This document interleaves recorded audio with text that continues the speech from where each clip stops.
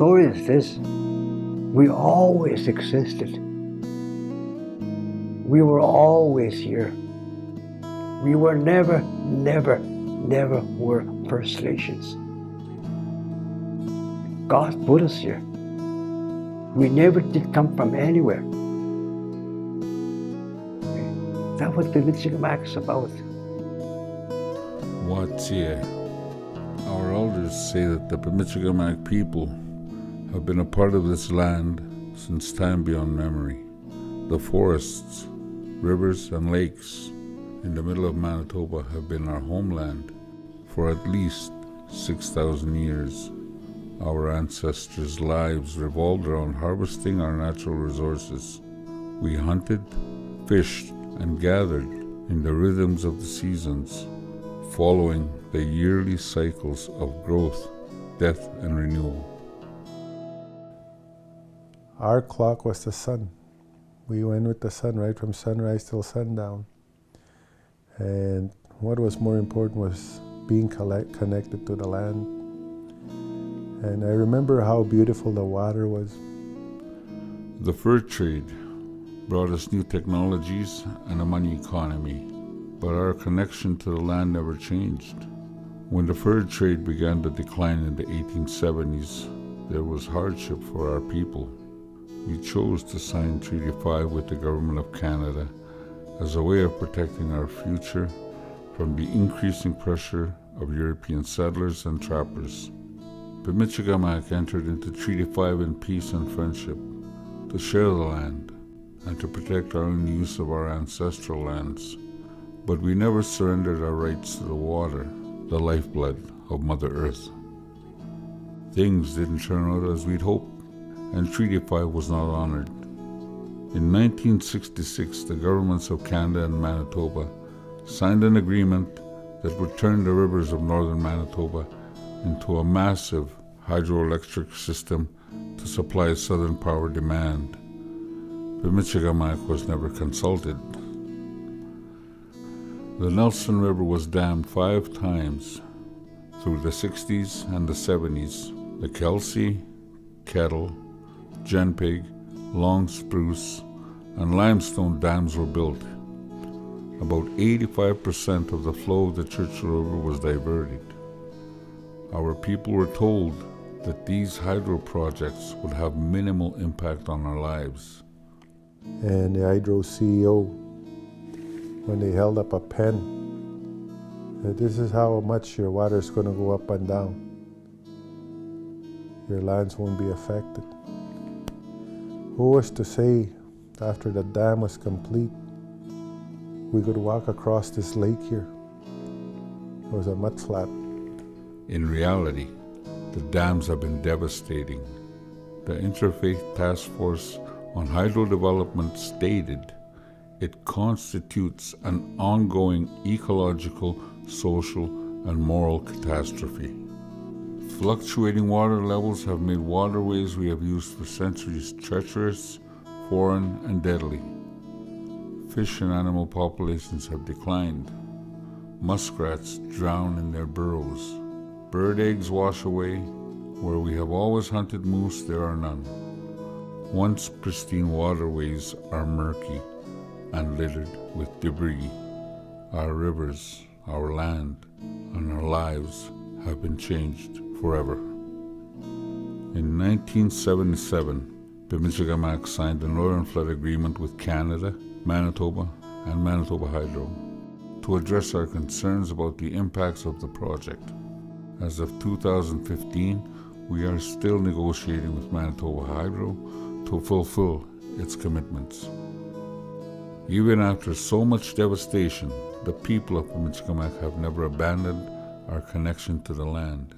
In 1996, we decided that after being under the Indian Act for 130 years, it was time to reassert our sovereignty. The law of our traditional government is mostly unwritten. It emerges directly from our relationship with the land and our special responsibility for this territory. We're all just one big family, and we gotta work together to protect our land. It's not just the area close to Cross Lake, it's everywhere. Leaving the Indian Act has reinforced our role as stewards of this land. We must be responsible for all that occurs within our territory, including all future development projects, hydro or otherwise. Gone are the days of large corporations coming in and taking, leaving only ruins behind. If natural resource activities are to happen on our land, they happen on our terms, in our direct benefit, and never again in violation of our sacred covenant with the land. We're not going to go away. We're here to stay. That's it.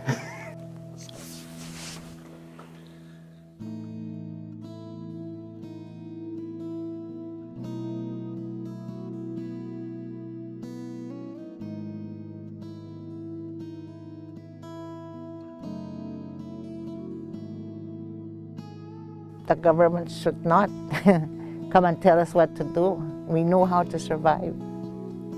And that's why we have this land use study.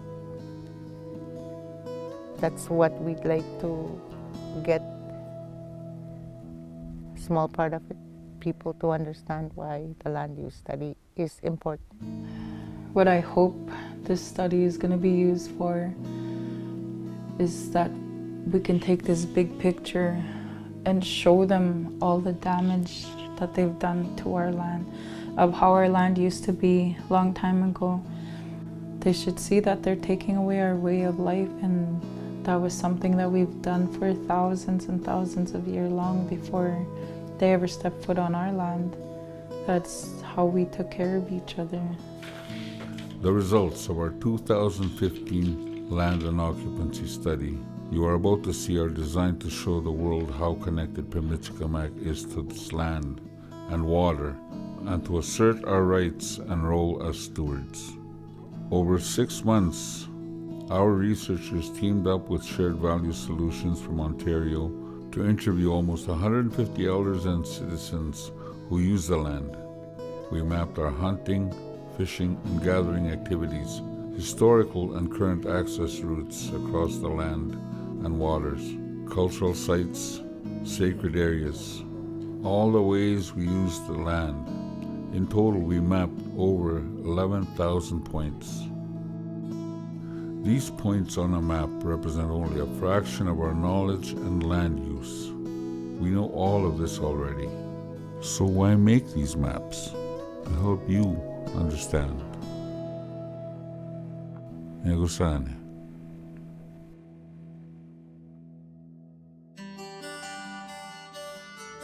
I learned my culture in the bush. And that's where I grew up, in the bush. That's where I learned my teachings, first of all. My mom was my teacher, my dad was my teacher, my grandparents. They taught me how to live, how to survive in the bushland, in the wilderness. I think one of the biggest tools I attained from our elders and my uncles was traditional knowledge, learning how to survive out in the land. Because either you had it or you didn't. It was simple. If you did not know how to survive out in the land, you would die. But right from an early age, we were shown how to make a fire, how to make a shelter, to look for signs out in the land where there's weak ice, strong ice, where to travel in the summer, how to paddle a canoe. To maintain and sustain the traditional ways of hunting and fishing, trapping, it's important to have that knowledge in the use of the land, how to harvest it, how to take care of it, and respect it. We never take more than we need. It's given us something to use, and to live off. You treat everything well, it'll also look after you. Once I leave this community we call the Indian Reserve, I always find relief, peace and quiet, solitude. And once you go back and reconnect with that land there, you have this feeling of peace inside you, and you're in tune with the land and the nature, and you start recovering health-wise in your mental state, your physical state. Even when you start consuming the wild food, you start feeling good inside your mind, body, and spirit. There's a lot of beautiful sites around Cross Lake. It's beautiful. It's created by the Creator, so it's gotta be, it's beautiful. You respect it, you acknowledge it, it'll treat you. You treat it good, it'll treat you good too. It was a lot of fun. That was the best place I can remember as a child, being out in the bush. I felt so free when I was out there. Man, it was awesome. It was beautiful. Even if it was raining, it was beautiful, quiet.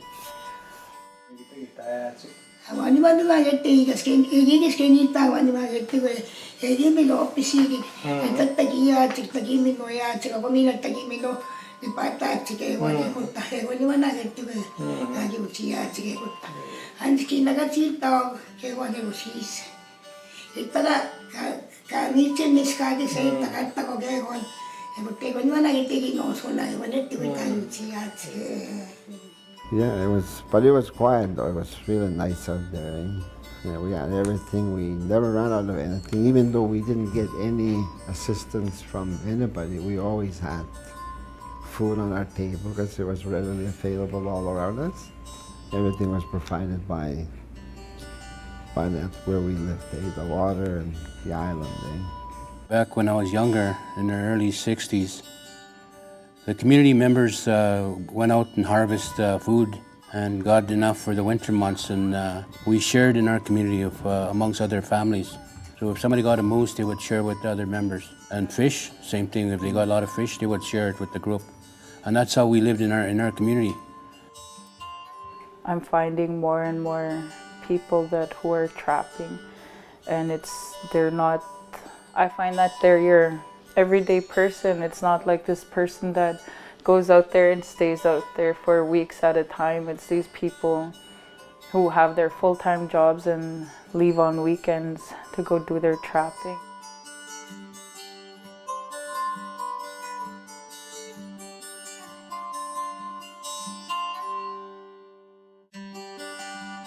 Seeing them on the street, you would never know that they love trapping, they love hunting, and that maybe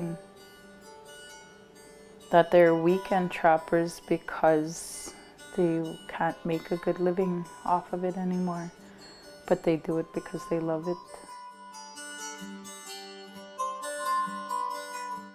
I've actually made a few friends working here, and like every time I see them, I'll be like, "Did you go out hunting yet? Did you go trapping this weekend?" I was like, "Come feed me some ducks." I know that trappers now. Pimicikamak. Pimicikamak. Let's eat fast. Pimicikamak. Pimicikamak. Me. Me.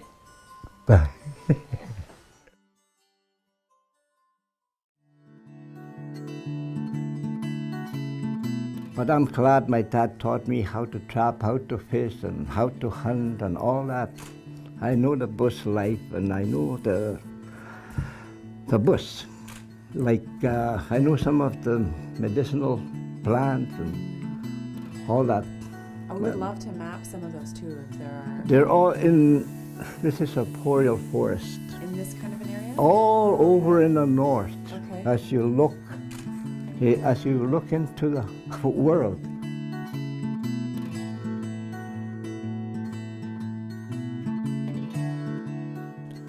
In terms of traditional harvesting activities, whether it's animals or natural plants, medicines, I go all over our territory, but I try and go out to the clean areas like Walker Lake, where I go pick up stuff like ginger root and all that, because the quality is better. the quantities are there, and it's cleaner water. Yeah, you're going to keep. Oh yeah, those are the. This is a sage patch right here. Got some sage. Used for medicinal purposes, like it's a medicinal plant. This was our Pampers. For Pampers, I'm only 49. Apparently, these were my diapers when I was a baby. Tried, it's good. I did. There is probably ginger. They call it ginger. We call it weakest here. You know, it was the best medicine for everybody. Even right now, it's still good. When you have a cold, when you smash it and with a little cloth, when you smash it and when you boil it in your tea or on a water, and you put sugar and you drink it. When you have a cold and you sleep on it, and then after that, when you wake up in the morning, you feel a lot better.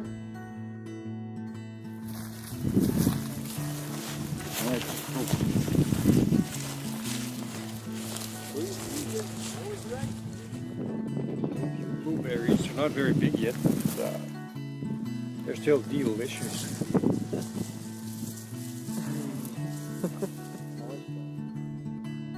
When the kids, when I have sores on their skin, they used to pick them out that come on a tree, make it like an ointment on it.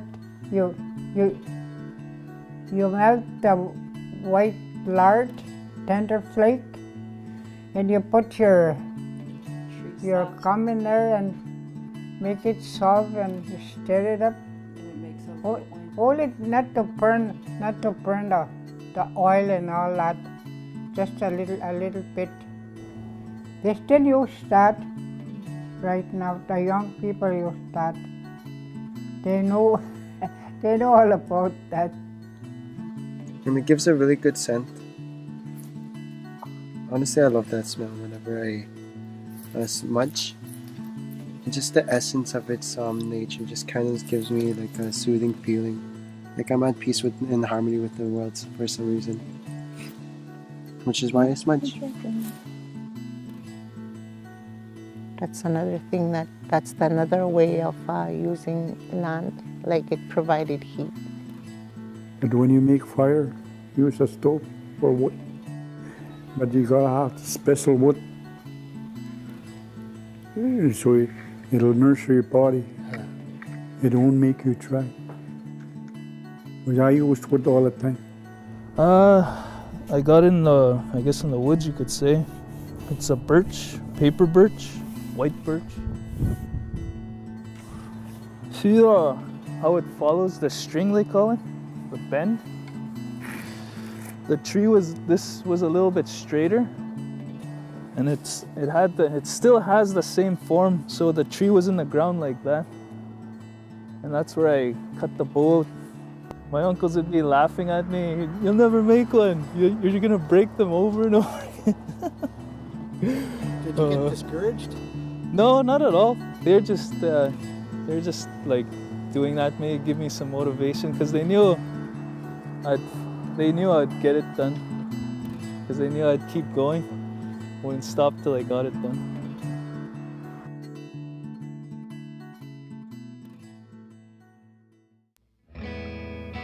I'll probably start getting ready to trap this year pretty soon too. It's almost time.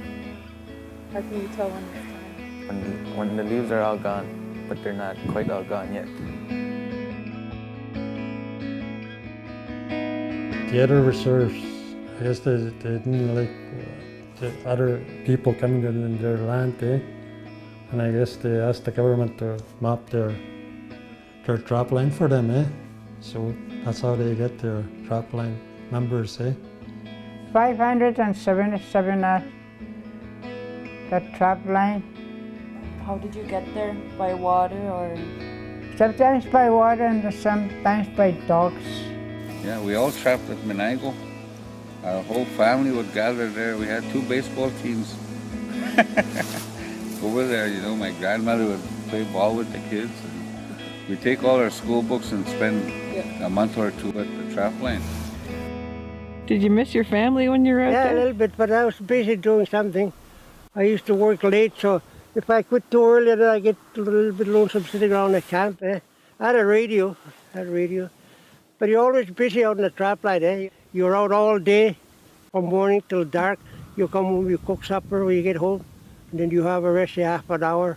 Then you start skinning your fur at night. That's the only chance you got in the night. In the daytime, you're too busy. You got no time in the daytime. Sometimes you have maybe 5, 6 beaver. A lot of work skinning beaver. Beaver, you got to make a good job, take all the fat off from the hide. These will be the two minks.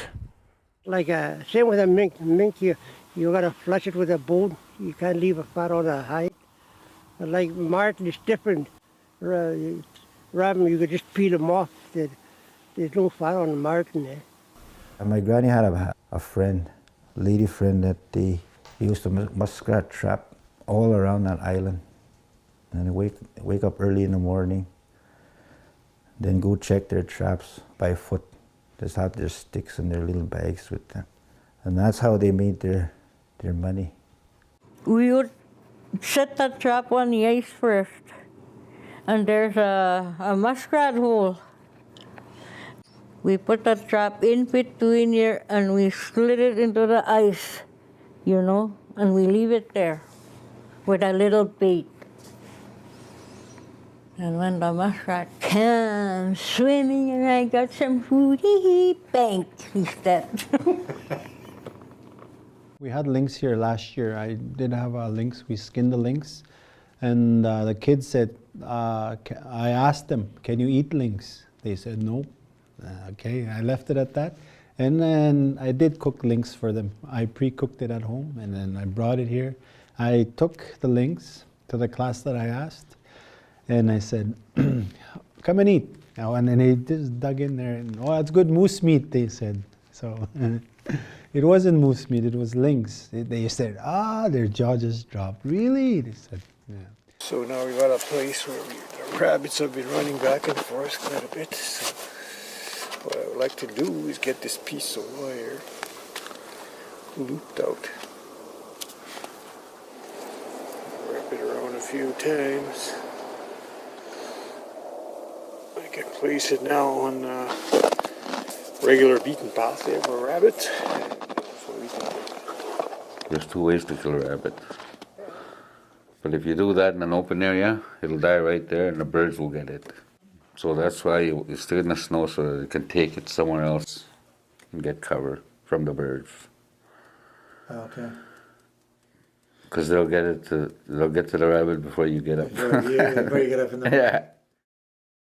Because a lot of trappers go trapping early to try and get their fur bearers to sell at the fur table, and I think it's usually on the 20th of December. It's before Christmas.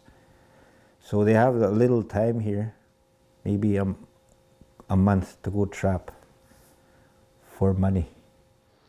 And he had a horse. He went to pick up his lumber. He had a carpenter here, and he paid off his house with his furs, trapping. Yeah. Well, he must have had to kill a lot of fur for that house. That house was so big, eh? Yeah. No, usually we always make like 1,200, like at the end of the year, when everything's cashed in. Then once we get the big furs like wolves and that, probably it'll be more.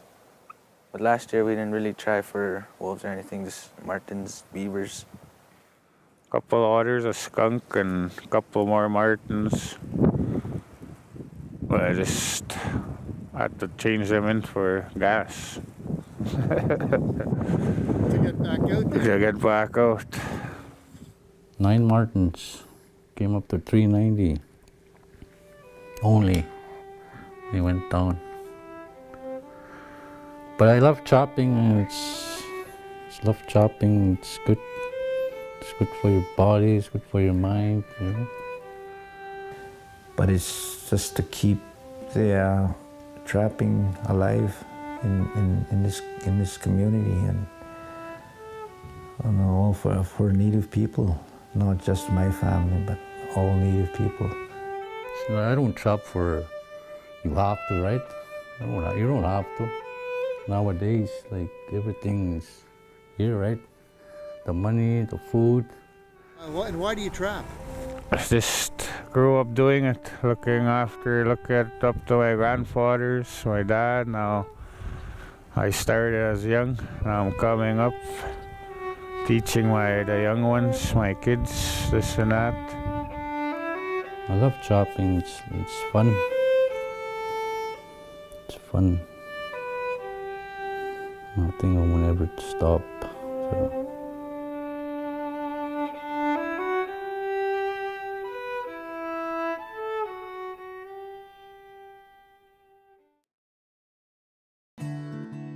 I started hunting moose when I was a very young man. Yeah. And I'm still hunting them. Hunting, we take a tent, small tent.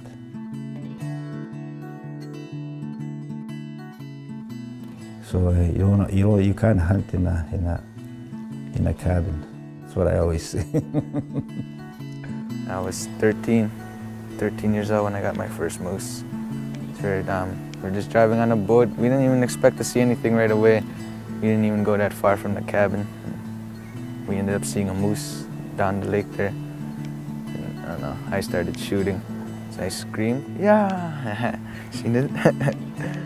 13 years old, my first moose I killed. A big bull. I was in a canoe, a little canoe, and I shot him 4 times before I knocked him down.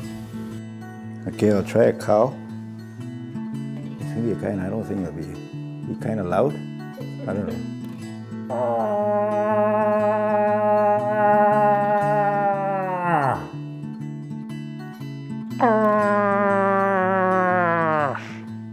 It'll sound like that, eh?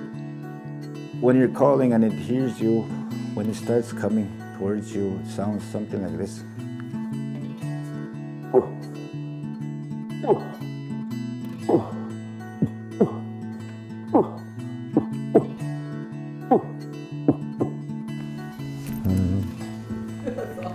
I eat moose meat about every a week, 2 weeks. I like eating it. Yeah. It's very good for you. Because the moose only eats from the bush. The beaver only eats from the bush. That's why they're good for you. And the fish, they eat from the land too. Gave it away, gave most of it away. Practically all of it. The whole town, we feed our whole town. Everybody helps out everybody here. And if hydro wasn't here, people would have to kill the moose more often, and there would be more moose because the land would support it, you know, and nowadays you kill a moose, it'll last you out all winter because you can put it in the freezer and you don't have to share it. But back in the day, if you killed a moose, you'd see people walking from down the road along the shore, bringing their bags to come and get some. You didn't even have to ask them. People would see your boat coming in, if whether your boat was sticking out of the water that much or that much. Yeah. Oh, they're carrying a load, look at them. Oh my goodness, let's get our bags. You know, they're carrying a load of something, eh? It's called Tatsagopesiuk. So they know if your boat is sunk in the water, you got a heavy load of something. So that's a lot of work, you know, and you'd have to share it, and then you'd have some left for you, and then you'd have to go get some more. My dad showed me where to go, where to hunt, where to fish. My uncle showed me how to trap. My auntie and my uncle showed me where to get the rapids. They know how to use the land, and they teach us how to use the land. And we do the same. We tell our grandchildren. When my grandchildren, my youngest grandchildren is 5 years old, just turned 5. You know what he said? Grandpa, next time you go hunt moose, I'll go hunt with you. A 5-year-old boy. Buy me a gun so I can go out with you. He knows already, because he's seen me all the time taking off, go hunting. In the springtime, goose hunting is a big tradition here. Not just with our older people, even the younger generations still do that. But they love that, sitting in a goose blind in the spring and get some geese. And You know, there's a lot of young people that started going out and exercising that, and they'll prepare those geese they kill and they go feed elders. And it's a big thing. Families get together that way and congregate, and something they enjoy. All animals have their time, you know, specific time of arrival. 8 o'clock, between 8 and 10, that's the peak zone for flying.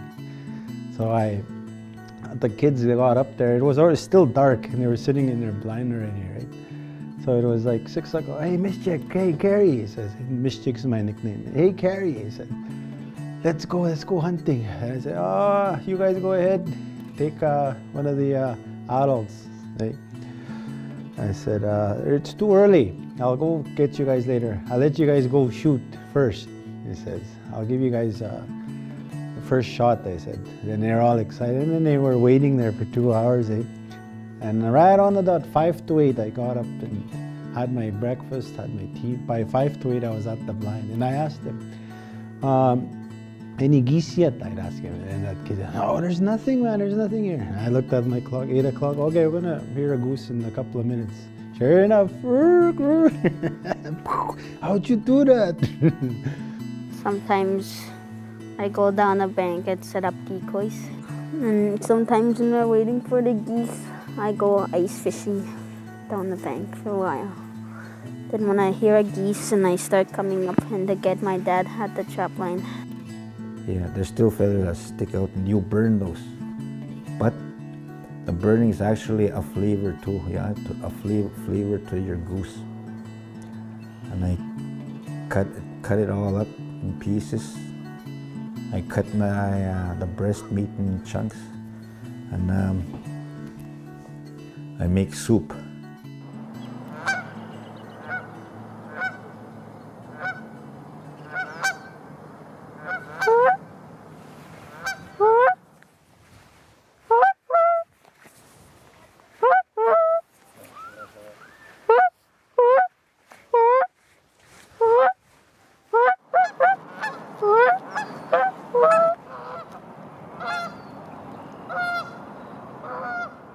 So what happens when you call them? They'll come land and we'll start shooting them.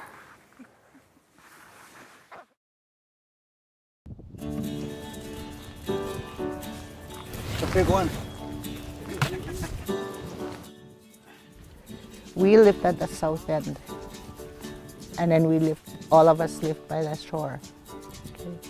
And then my dad would go towards Sand Bay to go set his net, and then I would watch him from there. And then by the evening, he would go back there and then lift his net. And then he'd come home with fish, a lot of fish. And then he would just sit there and then pick this fish. Go give this to your granny Sarah. Give this to my brother Joseph. And so forth, Eva, Margaret, Florence, Northie, Agnes. That's how many fish there were in there. We would run and give the fish to her. That's how abundant the fish were. Our fathers, our grandfathers, they used to store whitefish to eat all winter. They used to store them. And they used to catch them in the Nelson River. These are like popcorn chicken. Kids love them. Make your own batter the way you love it. When you make your own batter, just dip them in there, deep fried, and they're like popcorn chicken. What do you like about it? Fun fishing, I guess. Sam, what do you catch with this? Jackfish. We also fish by pulling them out of the water by the creek there, Jumping Point Creek. We use a long stick, put a little snare, and we wait for them, usually jacks, and we pull them out. And this stick will just go like this. And we were about little kids. Some of us fall in the water because some of these fish that were huge. And we fall in and then we'll help each other trying to make sure the fish doesn't let go. And some of us will try to rehook it, we help this guy. And finally we did pull them out. My grandmother will be there ready to take the caviar out and make caviar bannock. Yeah.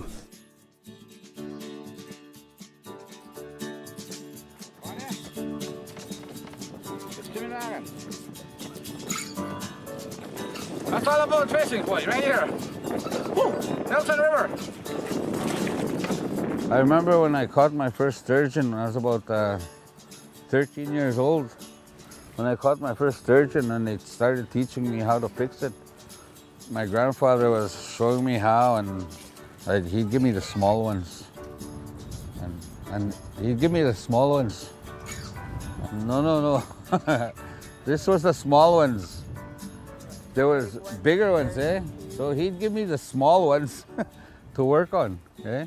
But as soon as I got the hang of it, after about the second sturgeon, the third one he gave me a big one to do. And that's a lot of work too in itself, you know. And finally he said, you know, you got this out of the water, you helped me, now you're a man, he told me. He said, you've grown from a boy to a man at 13 years old. That's what he told me. So the cultural significance at that time was now, okay, now I can get some fish, now I gotta go after a woman. You know? So there's you know, the teaching is there. If you can get fish, you can support a woman. The biggest sturgeon we got was, it was 190 pounds, 72 inches. This was 2010 when we were tagging sturgeons. We tagged that sturgeon and we put him back here. The biggest sturgeon was 8 feet, maybe 150, over 8-year-old anyways. Is it good to eat the sturgeon? Oh yeah, they're the best, man. They're delicious, man. At Simuin. At Sumustawinan. Ay naman, kinusayawan no kung nagbakasimat. Kung naman nagkiyaw. Cute naman ayaw. Cute naman ayaw.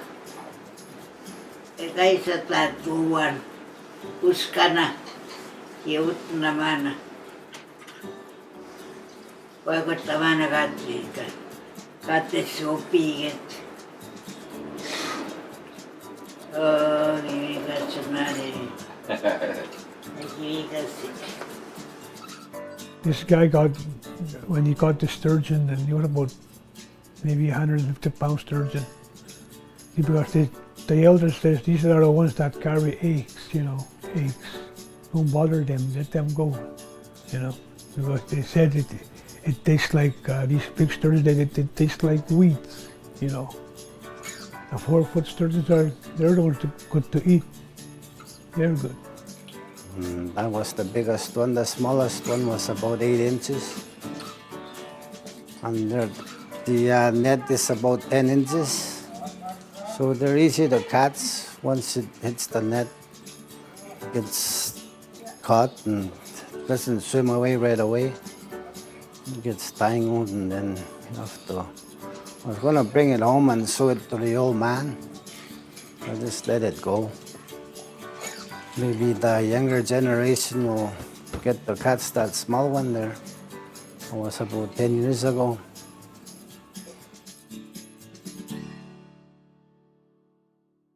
What time of year do you go sturgeon fishing? Sometime in spring, around May, June, and in the fall around September. Yeah. Why not in the summer? Water is bad. The water is bad. Debris flowing. You know. At one time we got a lot of debris in the net. It took us about 4 hours to clean up our net. I spend a lot of time with our Cree relatives out there, up in God's River and Hayes River. Even their quality of sturgeon is 20 times better in terms of taste and quality compared to the sturgeon here. Everybody that catches sturgeon around here, you can literally say you can taste the water, the mud tasting on the meat on the sturgeon. They're not the same quality anymore the way they used to be.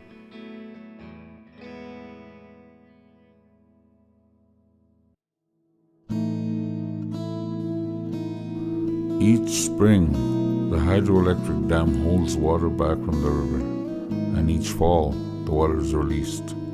Throughout the seasons, our people, the wildlife and the vegetation are subjected to unexpected raising and lowering of water. The unnatural rise and fall of the water system have had multitude of effects in our community.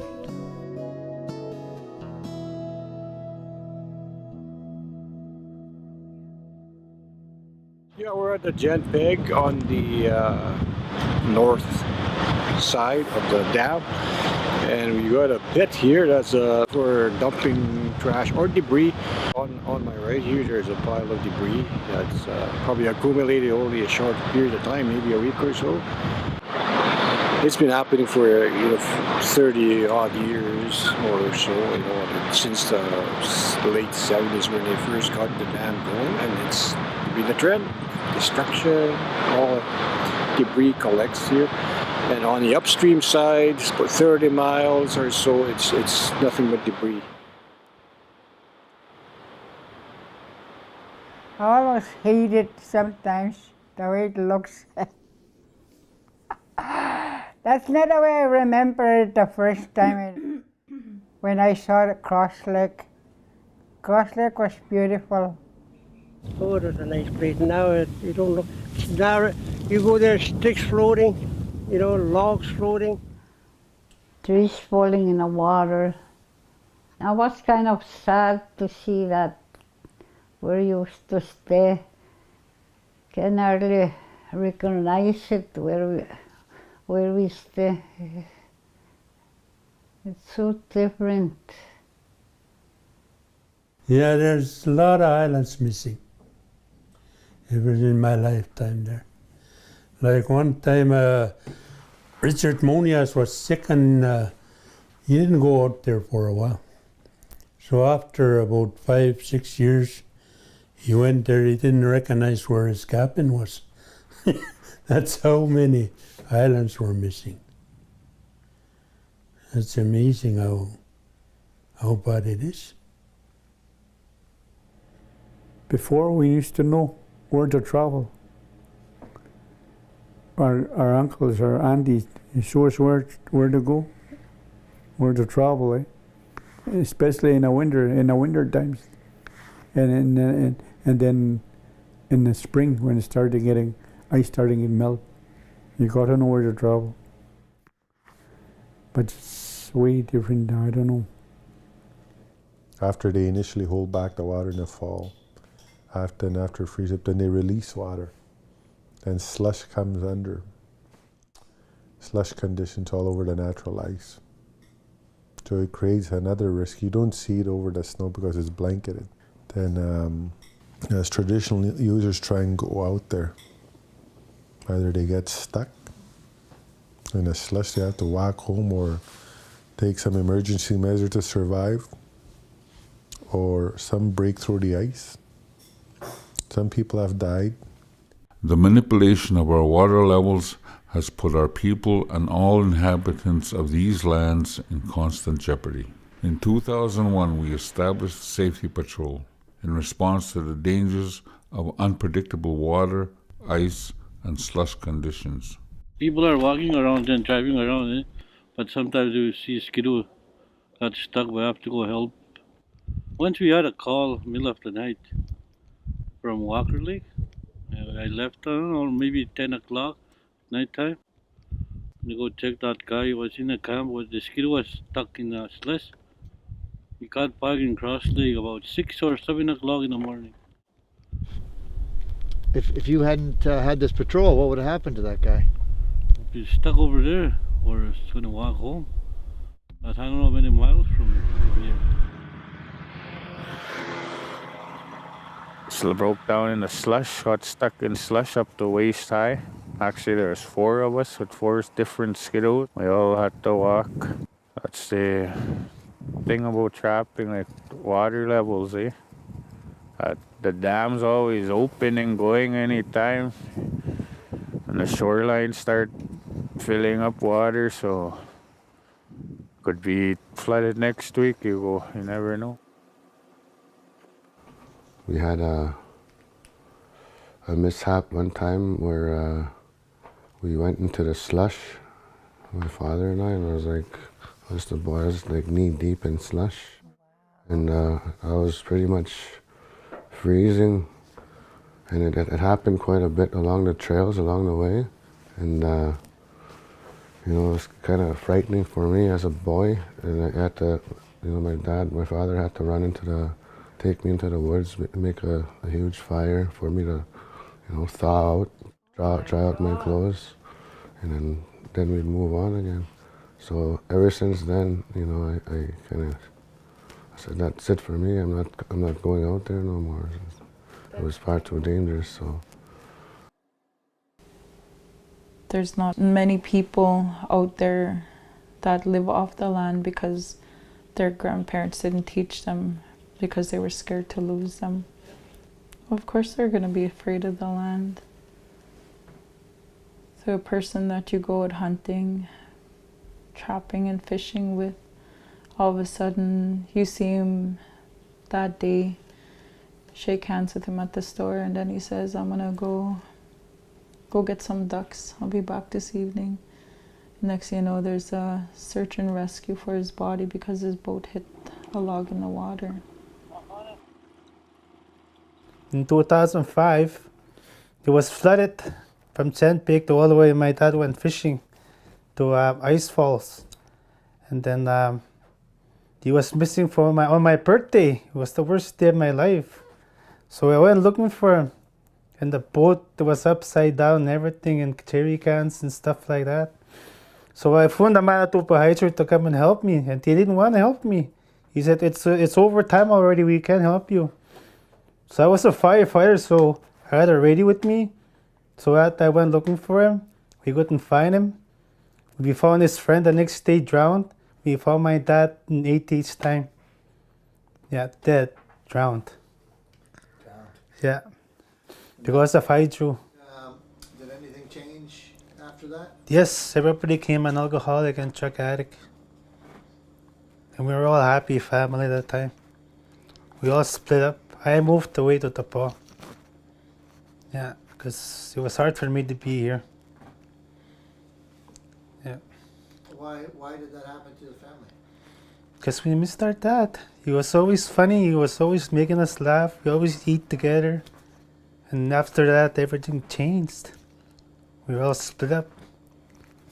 Everybody's getting drunk, getting high. But I didn't drink me. I moved away. I left my wife, left my kids, but I came home. But do you know what? It was really hard when he left us.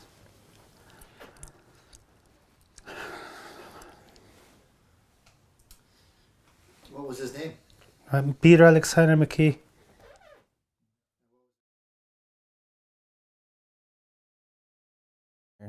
And water, it used to be so blue.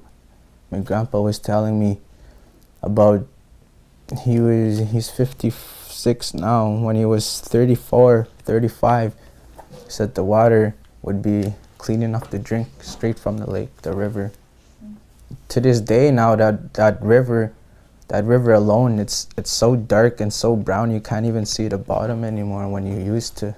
That was my one wish, to see the bottom of Walker River.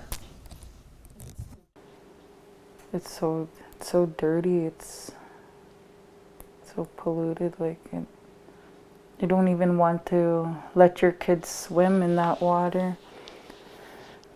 I never go swimming now. I wouldn't dare go swimming. And I wouldn't dare give permission to my grandchildren to go swimming. Children get scabby. They get scabs all over. Even when they come out of the water, when they dry up, that dry mud is there. That stuff. When you play around and manipulate the natural water flows, all that silt that comes down here, it's killing off all the spawning grounds around here, suffocating fish eggs. And back in 1980, I remember one time when we went out, we got about 10 sturgeons in one net. That was the last time I seen that, back in 1980, maybe 1981. Most of the sturgeon are dead, I think, from the dams, because they don't know where to go because of the changes in the flow of the river. Like before the dams, there was a certain way the river would flow, and they would come upstream to spawn. They would know where to go. These past few years, they don't know where to go. They don't know where to teach their children to go because of the flow of the river, and then they die because they don't know where to go home to. Because of what moose eat, like water plants in the water, they destroyed them. Water levels keep going up and down. They can't eat from so they go out in Wilderness Lake, like far from here. Yeah. One of my grandchildren said, "Grandpa, did you kill a moose? I'm here to eat a moose." He's 3 years old. I had to lie to her.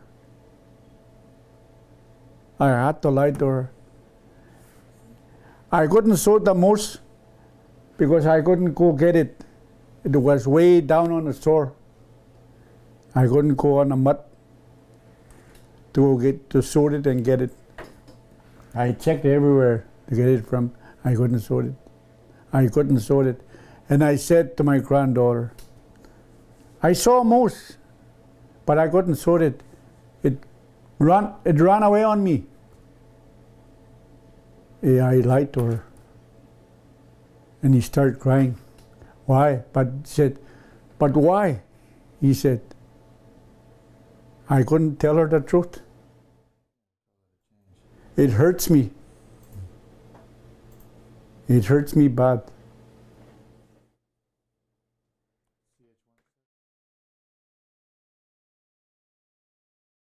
Yeah, here we are at Cross Lake. We're on the opposite side of the beach. One of the changes I guess we have seen in the past few decades is the water gets too high, and those ducks can't dive to get the feed, the feeding that they do on those plants. So some years, this year, we had very no luck with the ducks. They don't feed. There's nowhere to feed because they need the 3 feet to 4 feet to feed on the plants under the water. So things like that have changed over the last 3 decades. Birds here that come and nest here up north, you find their eggs underwater. They're floating around. Some of them are floating around, get washed away. And then that's why there's hardly any ducks. There used to be lots and lots of ducks a long time ago, but not that many now. I can only keep 25 to 30 geese for winter. Usually I would be having 48 to 50. So there's a big change in eating them, and also a big change in my time and my cost, how much I spend to go out there and go hunt and come back with so little. It wouldn't be worth it at times. I remember when my dad used to trap on line 17, I remember vividly he killed 500 rats one time, one spring, before the flooding came. It was so abundant, wild fur that time. And there was lots of muskrats all over. Really? Yeah. We used to check our traps 2-3 times a day. Oh, really? We were sure, so many muskrats, But now, there's nothing. Why are there no more muskrat? Well, the water level changes all the time, and they get drowned out, flooded out, freezing, starvation. Because they can't stay in the burrow. Well, they starve out, and now they're exposed, and they're subject to the predation of other animals, eagles in the warmer months. So very easy pickings for other animals. The calms they had, they all disappear. They're all Too much water. Oh. Nobody traps there now. There's hardly any trappers now. because there's nothing out there. There's no future for them out there. No future whatsoever. It used to be a long time ago it's good, but now there's nothing out there. It's too hard. These young generation, they cannot rely on trapping. You know, there's nothing there. Or hunting, there's nothing there. One thing I know, these species are going fast. Not only have the land and animals been threatened and damaged, but many burial grounds of our ancestors have been scattered by fluctuating water, and many we will never recover. Yeah, my family and my uncles used to tell me there used to be a lot of people living in that area, Seapesk area. And because that land was so rich for people to live in. They must have buried their ancestors over there. Nowadays, ever since it got flooded, they find these bodies on their burial grounds, and they're still finding them today. Ever since the flood, clean up the shores and all that, and that's where they found the bodies. What do people think about that? Well, everybody's so devastated. You know, you don't feel right when they found bodies like that.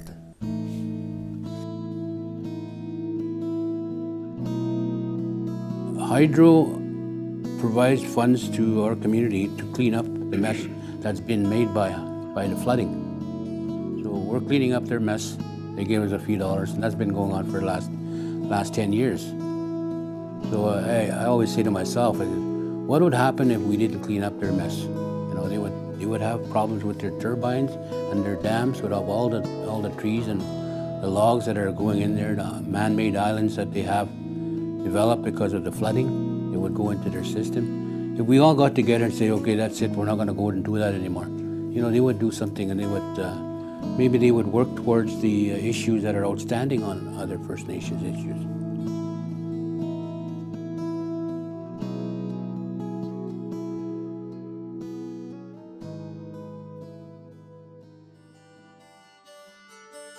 The story is about a courageous small indigenous nation who's taking a stand to honor its sacred responsibilities in protecting Mother Earth and all life forms.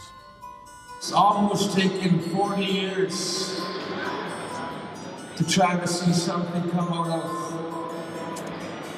this northern flood agreement. Our people have sacrificed a lot, our people have given a lot, their heart and soul. But I commend our chief and council today for making this stand, to making sure that this generation is not going to pass until we see the implementation of the NFA in its entirety, in its spirit and intent. I just feel that there's a sense of pride in all of us, like we're fighters. Other people have sold out their rights, and yet we, as Pimicikamak people, we stand together and we both refuse to sell out. We know what we want, and we stand in our beliefs, and we fight for what we believe is worth fighting for.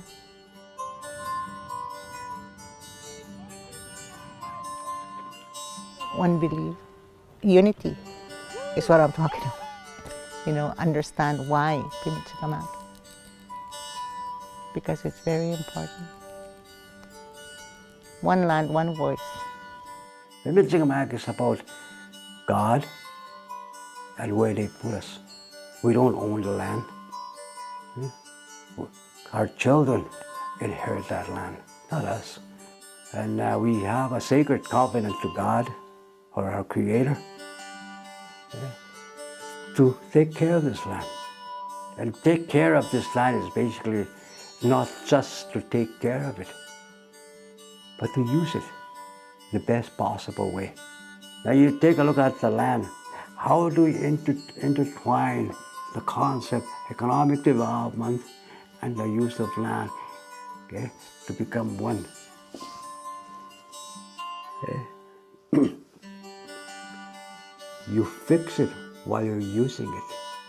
You're going to have to make your own laws saying, well, if you're going to come into our territory, this is how you're going to treat the land.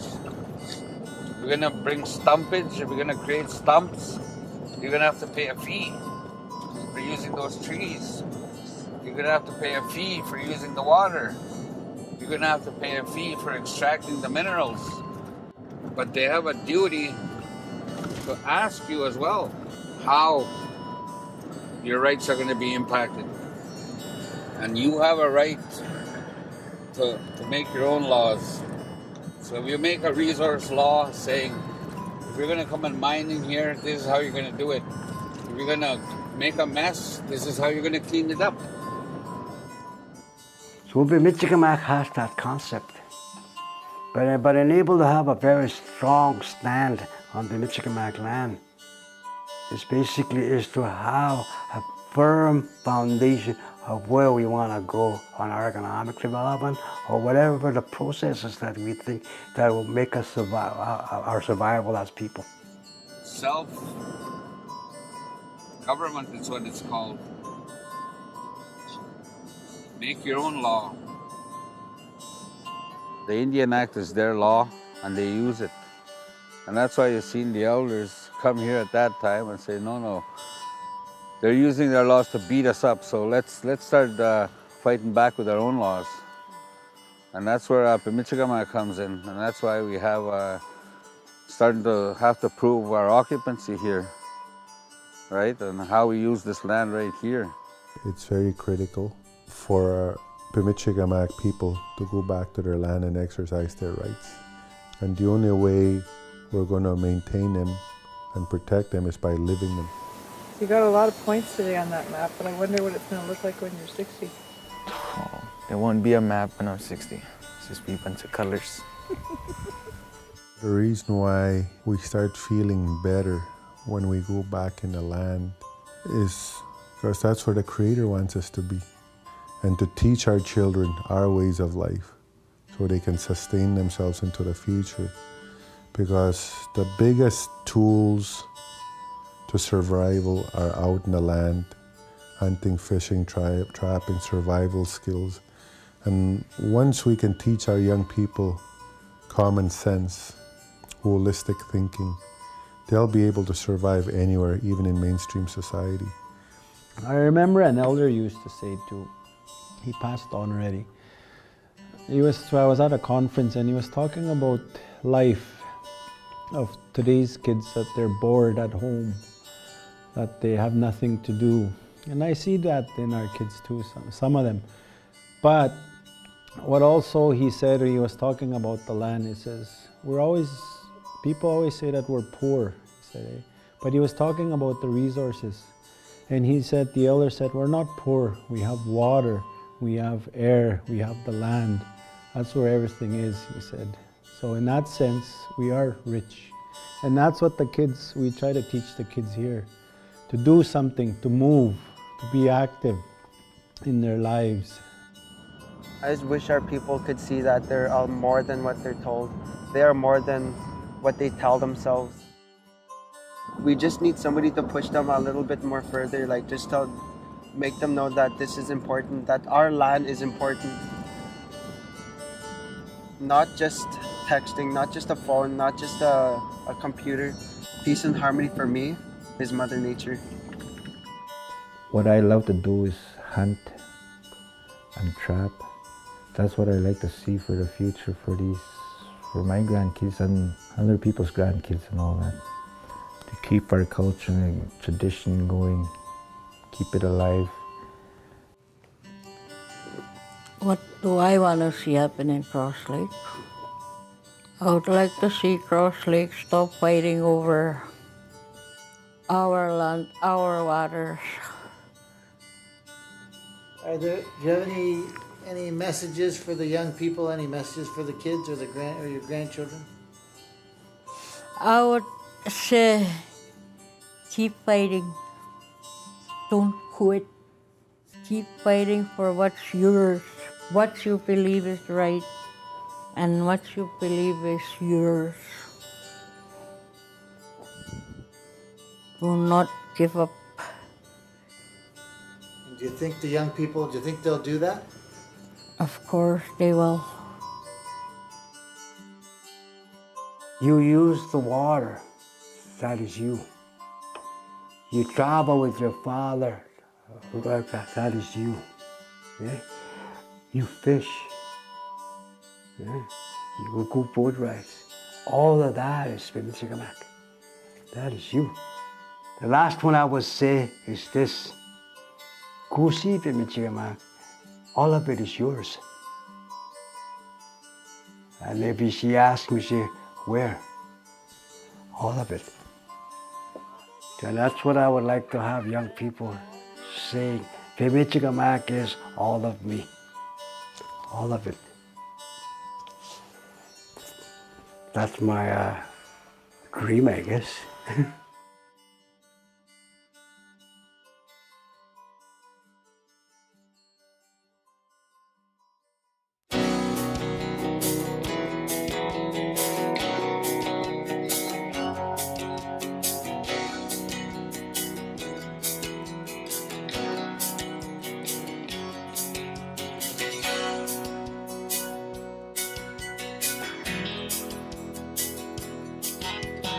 I've been trapping all my life, fishing and hunting with my friends. And good and bad days, I don't care. And they say hunters never lie, telling some stories what they kill, sitting in a restaurant having tea. They're traveling on, camping on, I'm on my way, traveling with my friends. I try to make it home, I'm traveling with my kids. My grandpa's on the sleigh, my daddy's going all the way. I'm a trapper, I'm a trapper.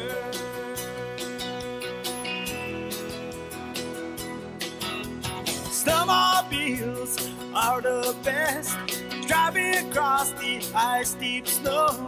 My grandpa's on the sleigh, setting snares.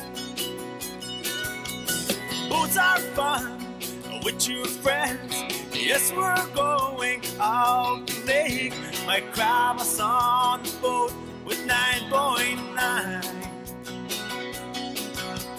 Driving on, camping on, I'm on my way, driving with my friends. Try to make it home, traveling with my kids. My grandpa's on the sleigh, but daddy's going all the way. I'm a trapper,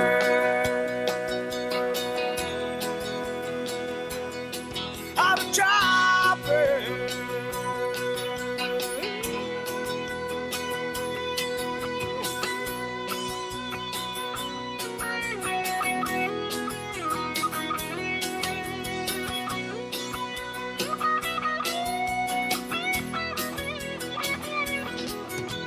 Driving on, camping on, I'm on my way, driving with my friends.